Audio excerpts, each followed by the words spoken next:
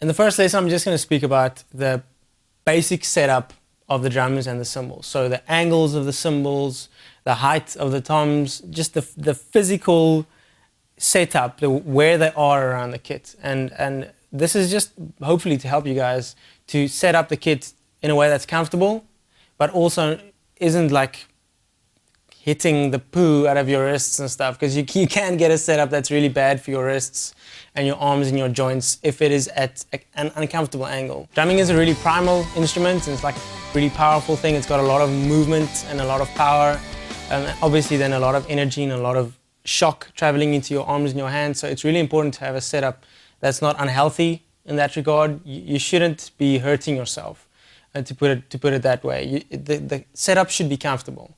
If you want to extract a certain sample from a certain drum or a cymbal, it should be close by. It shouldn't require a strange bending of the arms or the wrists. So my setup is kind of centered around that idea. I mean, it doesn't look as cool. It can look a lot cooler. A lot of people dig cymbals that are really high up because it forces you to use big movements, and it just physically looks friggin' awesome. But I like the fact that it's kind of in the middle now. It's close by. The whole kit is accessible from where I'm sitting comfortably. I don't have to stretch and kind of bend myself into uncomfortable situations to get the samples and extract the samples from the kit that I want. So I think basically what I'm going to do is I'm just going to take it drum per drum and show you why it's set up like it's set up. And that's comfortable for me. It doesn't mean you need to replicate my setup. It doesn't mean that this is like the perfect setup or whatever. It just means that you need to keep that in mind. It needs to be comfortable for you. I'm not a tall guy, so that kind of influences my setup. I know a lot of tall people like it in a different way, a lot of shorter people. A lot of things play a role, the length of your arms, all that kind of stuff. So just do what is simple and what is comfortable for you. This is what's comfortable for me. Hopefully this helps you to kind of get the balance. I'll start with the bass drum. The bass drum is basically right in front of my right foot. I try to keep it at as right an angle to the bass drum as possible.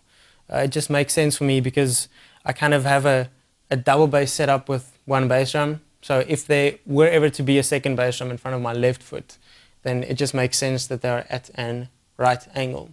This isn't a necessity, it's just the way that I like the bass drum to be set up. It just makes me comfortable in my head. Next up is the snare drum. A lot of people like the snare drum really low, but I got turned on to rim shots quite recently, like a few months ago. Well, maybe a bit more than a year ago. Playing rim shots pretty much for every single snare stroke. And that's really difficult if the snare is low, because you kind of have to push your hand down into your leg if you don't sit really high. So I raised up my snare drum quite a lot so that the rim shot is so close to what is natural for me. If I just lower my hand, then you'll see I'm pretty much on a rim shot. It's just a question of a few degrees up if I want a normal snare stroke, or a few degrees down if I want like a really powerful rim shot. It's that close. So it's not a question of playing a normal shot and then playing a rim shot. I just want to eliminate as much movement as possible if I want to extract a different sample from the snare drum. So that's why the snare drum is pretty high. I also sit pretty high, so that's why the whole kit setup is quite high. But I dig the fact that the rim shot is ridiculously accessible. It's right there if I want it. That's actually, that counts for all the drums, the two toms and the side snare as well. If I just naturally extend my arm towards the mid tom, it's exactly the same for the mid tom. If I want to get a rim shot on the tom, which I don't do that often, but I mean if I want to, it's right there. Like the rim is right below the stick. And same for the floor tom, same for the secondary snare. I try to take that approach with the drums just because it makes it so much more comfortable. If I'm trying to do something else with the toms, or even if I'm playing fast, they're just at a comfortable place. I don't have to go to the top tom, like it's not really high, or the floor tom isn't really low. Like everything is at a comfortable angle and distance if I want to travel to them in fills and grooves and stuff. So that just makes it a lot easier for me. Actually, the same goes with the cymbals as well. If I want to crash a cymbal, it's just a question of getting to it. I don't have to like travel to it. It's right there.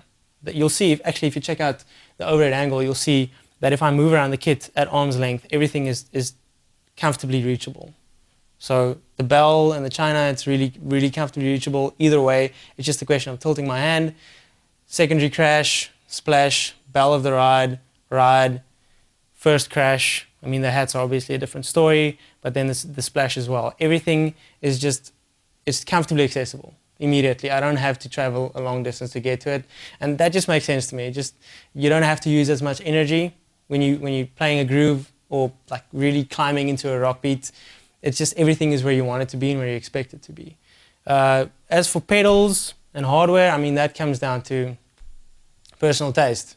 If you want to move stuff around, it also comes down to what you have, how many cymbals you have, how many drums you have. But basically, in terms of inclination and distance from where you are, what is comfortable posture-wise for your body, this is just the way that I set up the kit around my posture and around the way that I play and that I like to maybe extract some different sounds from the toms, like I said, with rim shots and stuff. So I just try to keep it as comfortable as possible. My goal is comfort and efficiency, not looking cool. So when I started out, though, it was looking cool. So the cymbals were high up and I got ridiculously tired really quick. But as I played for longer, extended periods of time, I realized that's not really healthy. It's not good for your wrists. It's not good for your energy levels. So this is, after 8 years of playing, this is the setup that I'm really comfortable with.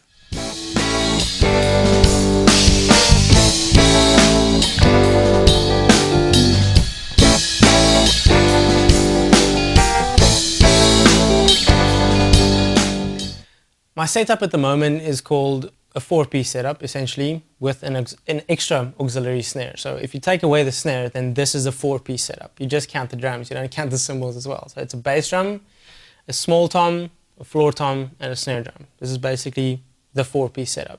Usually, well, what you would normally see is a 5-piece setup. So 2 rack toms and a floor tom, as opposed to just 1. But this is kind of like the punk rock, like 70s punk maybe even. This is like the generic 4-piece punk or rock setup. And I played this for a very long time when I started playing, so that's why I feel equally comfortable with this, as well as having 2 rack toms on the top. So it's not a question for me at all to go down to 4-piece again. It doesn't make me uncomfortable. It takes a little of getting used to, but it doesn't make me uncomfortable at all. I actually really like this simplistic 2-tom setup with an extra auxiliary snare. The reason why I have 2 snares, a lot of people ask this, is because the one is tuned a lot higher. Like the auxiliary is a lot higher than the main snare. The main snare is usually kind of a more like full-bodied rock tone, and the secondary snare is usually like a really tight hip-hop, pop, kind of very short, articulated little note. I like to have quite a big contrast between the 2 snare drums. It just broadens your palette, I guess. It's like if you're playing keyboard, the difference between having 20 keys and between having 80 keys. It's just like, it doesn't mean you need to use it, just gives you the option when you want to be creative with the kit. So in terms of the cymbals, I've always dug 2 crashes, especially because I've started playing punk rock and watched a lot of Travis Barker videos. So I just feel really comfortable having 2 crashes. It's a 16 and an 18. And I just like, especially for like big crescendos, to be able to get the, I guess, the tonal quality of the 16 plus the 18 when you kind of dig into both crashes. I love splashes as well. I dig them. I actually like effects on the whole. Splashes and chinas and bells. I really dig it. I'm kind of a gimmicky guy. So I can never have enough effects. I can never have enough effects. If I had my way, I would have had 20 splashes and 50 bells and chinas and stuff. I just dig the little interesting sounds around the kit. So this is why I've got 2 different pitched splashes, as well as the interesting, awesome little bell and a really fat china in between the 2 like normal crashes and the ride and the hats. So that's my base. That's my setup, cymbal-wise. And as for the kind of the tom setup and the drum setup, this is just really comfortable for me. I feel most comfortable with 2 rack toms, but the 4-piece it feels just as comfortable. I don't feel most comfortable with 2 rack toms. I'm kind of impartial to the 2. It just feels comfortable for me either way, because this is the way that I started playing. A lot of people have also asked me about the fact that my 2 rack toms are kind of situated in front of the snare drum. They're not really, because usually you get snare drum, first rack tom, second rack tom, floor tom. They're kind of in a semi-square like formation, and that's not my setup. It just felt uncomfortable for me from the get-go. So what I did was I took off the 2 toms and I kind of moved them to the left so that they're completely adjacent to the snare drum. It's just so much more comfortable for me. But that's just a question of taking off the small rack tom and going back to 4-piece. So it's really comfortable either way. Big thing to mention though is your setup in the beginning is heavily determined by what you can afford.